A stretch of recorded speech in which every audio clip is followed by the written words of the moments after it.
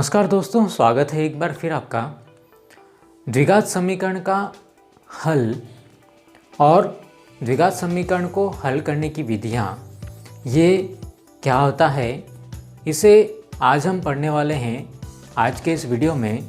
लेकिन यदि उससे पहले आपने इस चैनल को सब्सक्राइब नहीं किया है, नीचे जो सब्सक्राइब लिखा आ रहा है यदि वो लाल रंग का है तो उस पर एक बार ज़रूर क्लिक कर दीजिए। द्विघात समीकरण के हल के बारे में अगर हम बात करें तो हम एक उदाहरण लेते हैं। मान लीजिए कि हमारे पास 2x² - 3x + 1 कोई समीकरण है। यदि हम इसमें x बराबर 1 रखते हैं तो x बराबर 1 रखने पर हम देखते हैं 2 गुना 1 का वर्ग -3 × 1 + 1 बराबर 0। यहाँ पर हमको 1 का और 1 मिलेगा और उसमें 2 का गुणा हम करवा देते हैं।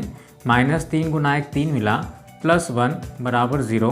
यहाँ पे +2 और +1 मिल करके हमें मिल जाएगा 3 - 3 बराबर 0, यानी कि 0 बराबर 0। अर्थात हम यहाँ पर इस समीकरण के अंदर यदि x बराबर 1 रखते हैं तो यह जो है इस समीकरण को संतुष्ट कर देता है। ऐसे अगर हम द्विघात बहुपद की बात कर रहे हैं तो द्विघात बहुपद में हम बोलें कि ये जो x बराबर 1 है वो इसका क्या है, एक शून्यक है। और समीकरण में आकर के हम उसको बोल देंगे कि ये समीकरण का एक हल है। वहाँ पर भी हल और शून्यक दोनों एक ही बात है, लेकिन यहाँ समीकरण के लिए हम इसको क्या नाम दे रहे हैं कि ये समीकरण का एक हल है, या इसे हम समीकरण का एक मूल भी कहते हैं।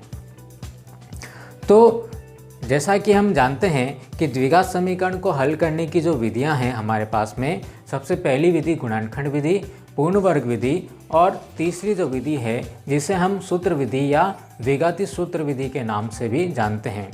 आज हम प्रश्नावली 4.2 के पहले जो 3 उदाहरण दे रखे हैं, उदाहरण नंबर 3, 4 और 5, उसे हम गुणनखंड विधि से हल करने वाले हैं। तो यहाँ हमारे पास में उदाहरण नंबर 3 है 2x² - 5x + 3 बराबर 0। इस समीकरण को जो है इसके मूल ज्ञात कीजिए या इस समीकरण को गुणनखंड विधि से हल कीजिए। तो सबसे पहले हम समीकरण लिख लेते हैं कि जो हमें दिया गया समीकरण है वो है 2x² - 5x + 3 बराबर 0। अब हमें इसको गुणनखंड विधि से हल करना है और हम जानते हैं कि गुणनखंड विधि में x की घात 2 का गुणांक और अचर राशि का गुणा, अर्थात 2 गुना 3 चिन्ह सहित गुणा करवा दे तो हमेशा कितना रहना चाहिए, ये हमें एक नंबर प्राप्त हो गया कि हमें ऐसे 2 गुणनखंड देखना है जिनका गुणा हमेशा कितना हो जाए, 6 जो है रह जाए। इसके बाद में हम आते हैं यहाँ इसके चिन्ह के ऊपर, क्योंकि हमने को इसको बीच वाले पद को 2 टुकड़ों में तोड़ना है। तो इसके चिन्ह की बात करें तो यहाँ पर कौन सा चिन्ह है, प्लस चिन्ह है। तो इससे स्पष्ट है कि यहाँ पर जो हमें दोनों गुणनखंड प्राप्त होंगे उन्हें हमें जोड़ना पड़ेगा, ठीक है। और इसके बाद हम आ जाते हैं इस चिन्ह के ऊपर, और यहाँ पर कौन सा चिन्ह है, ऋण चिन्ह है। ऋण चिन्ह है तो हम क्या करेंगे यहाँ पर कि हमें जो दोनों गुणनखंड प्राप्त होने वाले हैं वो दोनों ही ऋण के होंगे, क्योंकि दोनों जोड़ने से प्राप्त हो रहे हैं और यहाँ ऋण चिन्ह है। इसका मतलब यह है कि हमारे पास दोनों गुणनखंड ऋण वाले प्राप्त होंगे।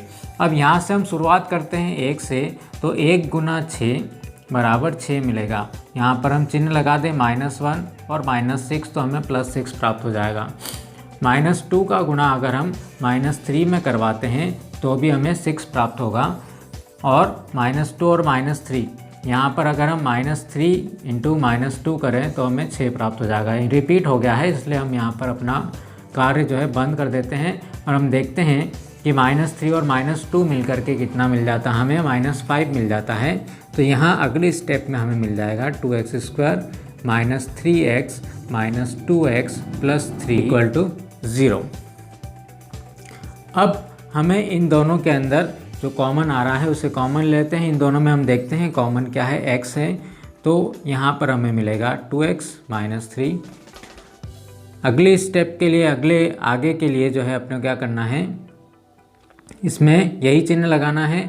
और इन दोनों में कॉमन क्या है, कुछ भी कॉमन हमें दिखाई नहीं दे रहा है। यहाँ पर 2 है, यहाँ पर 3 है, तो 1 लिखेंगे हम यहाँ पर, और यहाँ पर हमें मिल जाएगा 2x। और यहाँ कौन सा चिन्ह है, प्लस चिन्ह है, माइनस आपने बाहर ले लिया तो यहाँ पर मिल जाएगा 2x - 3 = 0। दोनों सेम ब्रैकेट हो गए हैं। तो फिर से हम 2x - 3 वो कॉमन लेते हैं तो यहाँ से हमें x प्राप्त होगा एक कोष्टक के अंदर, और माइनस जो है 1 प्राप्त हो जाएगा, बराबर के इधर हमें मिलेगा 0। अब चूँकि हमें इसके मूल ज्ञात करने हैं, शून्य ज्ञात करने हैं, तो हम क्या करते हैं कि इन दो गुणनखंडों का गुणा किसके बराबर प्राप्त हो रहा है, 0 के बराबर प्राप्त हो रहा है। तो इसका मतलब ये है कि इन दोनों में से हमें जो है इसका जो मान प्राप्त करने के लिए इनको 0 के बराबर करना पड़ेगा, कि या तो ये 0 होगा या फिर ये 0 होगा। हमें पता नहीं है कि इनमें से कौन सा 0 है, लेकिन दोनों का गुणा 0 आ रहा है, दोनों का गुणा 0 आ रहा है, मतलब कम से कम एक गुणनखंड इनमें से 0 है।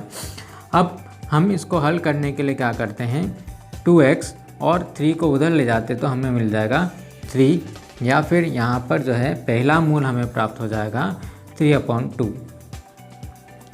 और यहाँ पर हम जो है 1 को उधर लेकर के जाते हैं तो हमें प्राप्त हो जाएगा x = 1।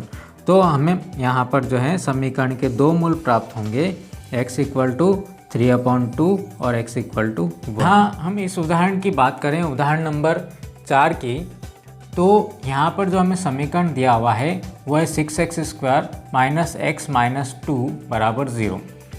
अब हमें इसके गुणनखंड करने हैं। गुणनखंड के लिए जो हमने द्विघात बहुपद के गुणनखंड के लिए भी जो है दो गुणनखंड कैसे करें, उसके लिए जो है दो महत्वपूर्ण वीडियो बना रखे हैं, उसमें चिन्ह सहित पूरा विस्तृत उसको समझाया गया है, आप उन्हें जा कर के देख सकते हैं। तो यहाँ पर जो है हमारे पास में अचर राशि और x⁴ का गुणा,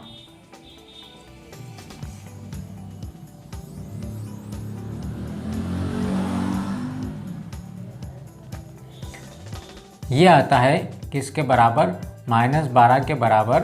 अर्थात हमारे पास में एक नंबर, ये फिक्स नंबर मिल गया कि हम ऐसे दो गुणनखंड यहाँ पर लिखेंगे जिन दोनों का जो गुणा है वो हमें कितना प्राप्त हो, -12 प्राप्त हो, लेकिन उन्हें हम जोड़ें या घटाएं। अब जोड़ें कि घटाएंगे ये हम देखते हैं कि जोड़ने वाले हैं कि घटाने वाले हैं। तो यहाँ पर माइनस चिन्ह है, माइनस चिन्ह का मतलब है कि हमको जो है जो गुणनखंड है वो घटाना है, और घटाना है तो फिर यहाँ पर हम आते हैं। घटाना है इसका अर्थ है कि एक गुणनखंड हमारा प्लस का है और एक गुणनखंड जो है वो माइनस का है। अब मैंने यहाँ पर आगे माइनस चिन्ह क्यों लगाया, क्योंकि मुझे यहाँ पर माइनस दिखाई दे रहा है, और मैं ये कहता हूँ कि जो दोनों गुणनखंड घटाने से प्राप्त हो रहे हैं, तो माइनस वाला जो गुणनखंड है हमारा वो बड़ा गुणनखंड होगा, माइनस वाला गुणनखंड होगा। तो हम यहाँ पर गुणनखंड करना शुरू कर देते हैं। यहाँ पर जो भी बड़ा गुणनखंड होगा उस पर हम माइनस चिन्ह लगा देंगे। 2 का गुणा अगर हम -6 में कराएं तो भी हमें -12 प्राप्त होगा। 3 का गुणा -4 में करवाएं तो भी हमें -12 प्राप्त होगा, और -4 का गुणा अगर हम 3 में करवाएं तो भी हमें -12 प्राप्त होगा।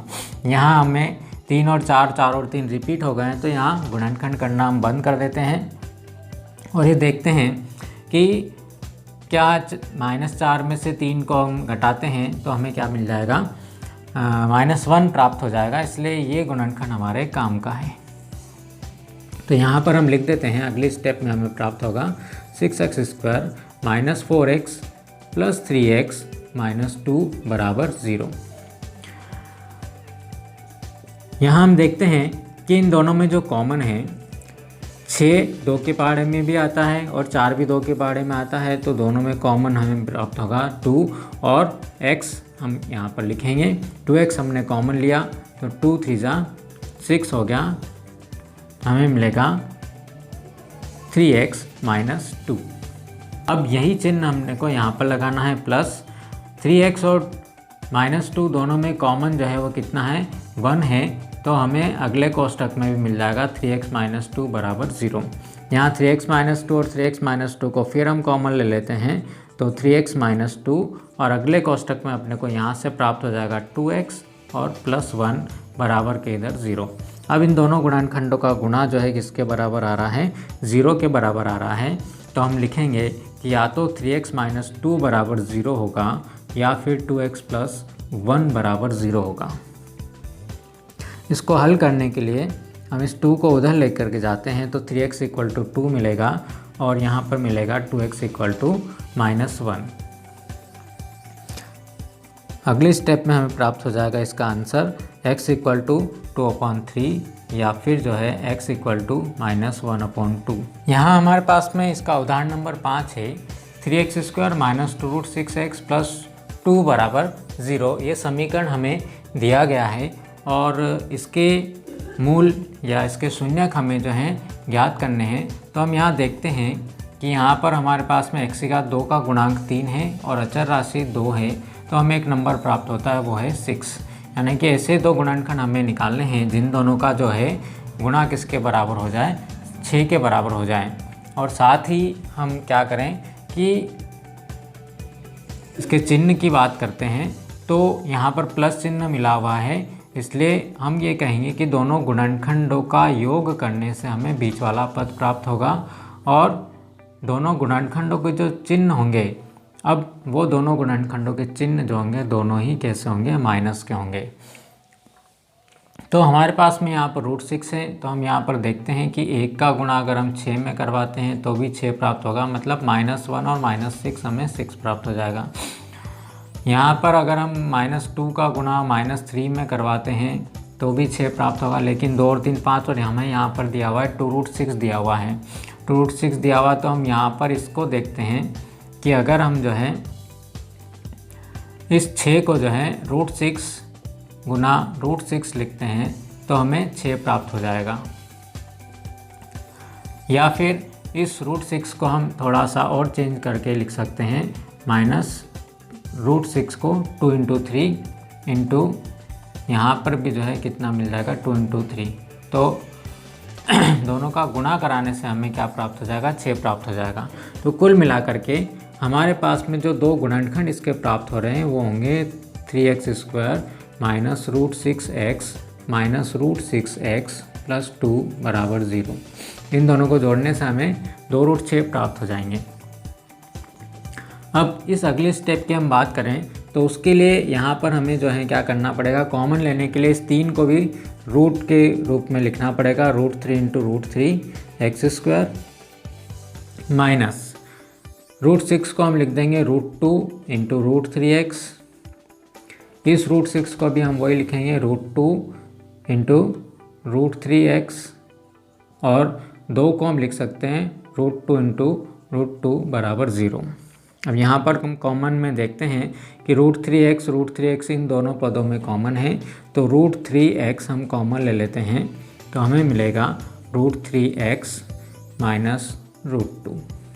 यही चिन्ह आपको यहाँ पर लगाना है, माइनस इनमें कॉमन जो हम देखते हैं कि यहाँ पर √2 और यहाँ पर भी √2 कॉमन है, तो √2 हम कॉमन ले लेते हैं तो हमें प्राप्त हो जाएगा √3x और आपने माइनस कॉमन लिया हुआ इसलिए माइनस कितना प्राप्त हो जाएगा, √2 बराबर 0। अब दोनों जो गुणनखंड के लिए हमें अगली स्टेप जो प्राप्त होने वाली है वो हैं √3x - √2। यहाँ से हमने कॉमन लिया तो यहाँ से अपने को ये √3x मिलेगा, इसमें से कॉमन चला गया तो हमें मिलेगा -√2 बराबर 0। तो इसका मतलब ये हुआ कि या तो ये √3x - √2 बराबर 0 होगा या फिर ये √3x - √2 बराबर 0 होगा।